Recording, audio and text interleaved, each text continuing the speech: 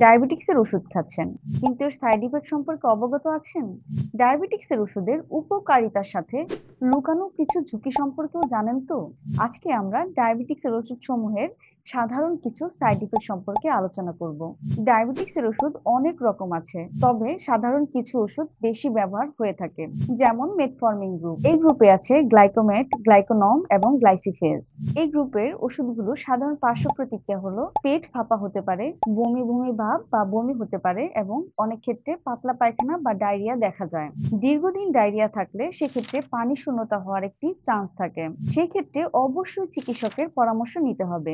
এছাড়াও মেটফর্মিন গ্রুপের আরেকটি সাইড ইফেক্ট হলো ভিটামিন বি 12 ডেফিসিয়েন্সি হওয়া। ভিটামিন বি 12 ডেফিসিয়েন্সির ক্ষেত্রে চিকিৎসকরা কখনো কখনো এই সাপ্লিমেন্ট নেওয়ার ক্ষেত্রে সাজেস্ট করে থাকেন। এর আরেকটি রেয়ার সাইড ইফেক্ট আছে, অ্যাসিডোসিস বা ল্যাকটিক অ্যাসিডোসিস। তবে এটি একটি বিরল সাইড ইফেক্ট। সাধারণত এই সাইড ইফেক্ট খুব বেশি দেখা যায় না।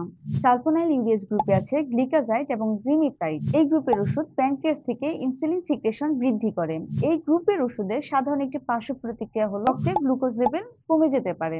তবে সঠিকভাবে ব্যবহার করলে এই গ্রুপের ওষুধ খুবই নিরাপদ। এছাড়াও রয়েছে আলফা গ্লুকোসাইড ইনহিবিটরস গ্রুপ। এই গ্রুপের ওষুধগুলো খাবার ধীরে ধীরে হজম করে, যার ফলে রক্তে শর্করা দ্রুত বৃদ্ধি পায় না। তবে এই গ্রুপের ওষুধের একটি সাধারণ পার্শ্ব প্রতিক্রিয়া হলো অস্বস্তি, পেট ফাঁপা বা অ্যাসিডিটির তৈরি করে। যাদের আইবিডি বা ক্রনস ডিজিজ বা আলসারেটিভ কোলাইটিস এই ধরনের সমস্যা আছে, সেই ক্ষেত্রে তাদের এই গ্রুপের ওষুধটা অ্যাভয়েড করাই উচিত। এছাড়াও আছে গ্লিটাজন গ্রুপ। গ্লিটাজন গ্রুপ ইনসুলিন সেনসিটিভিটি বৃদ্ধি করে। তবে এই গ্রুপের একটি সাইড ইফেক্ট হলো এটি বোন ফ্র্যাকচারের রিস্ক বৃদ্ধি করে। যাদের অস্টিওপোরোসিস আছে তাদের এই গ্রুপের ওষুধটা অবশ্যই এড়িয়ে চলতে হবে। এছাড়াও আছে DPP4 ইনহিবিটরস বা গ্লিপটিন গ্রুপ, যেমন সিটাগ্লিপটিন, লিরাগ্লিপটিন। তবে এই গ্রুপের ওষুধের একটি কমন সাইড ইফেক্ট হলো স্কিন অ্যালার্জি বা র্যাশ তৈরি হওয়া। যাদের সিভিয়ার স্কিন অ্যালার্জির সমস্যা আছে তাদেরকে অবশ্যই এই গ্রুপের ওষুধ গ্রহণের ক্ষেত্রে সতর্ক হতে হবে।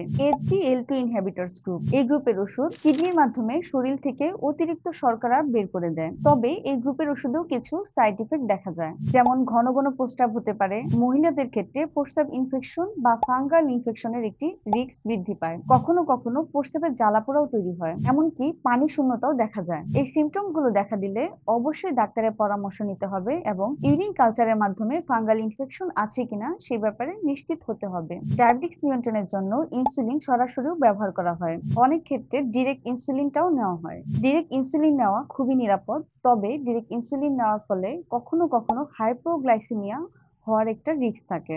সেক্ষেত্রে চিকিৎসকের পরামর্শ অনুযায়ী ইনসুলিন নিতে হবে এবং যদি হাইপোগ্লাইসেমিয়া হয় তাহলে মাথা ঘোরা, বমি বমি ভাব, ঘাম হওয়া, এমনকি অজ্ঞান হওয়ার মতো সমস্যা দেখা যায়। এজন্য যারা ডিরেক্ট ইনসুলিন নেবেন তারা অবশ্যই একটি রেগুলার মনিটরিং এর মাঝে থাকতে হবে। সেক্ষেত্রে অবশ্যই চিকিৎসকের পরামর্শ নিতে হবে এবং সেই অনুযায়ী চলতে হবে। হারভেজের সাথে থাকুন। ধন্যবাদ।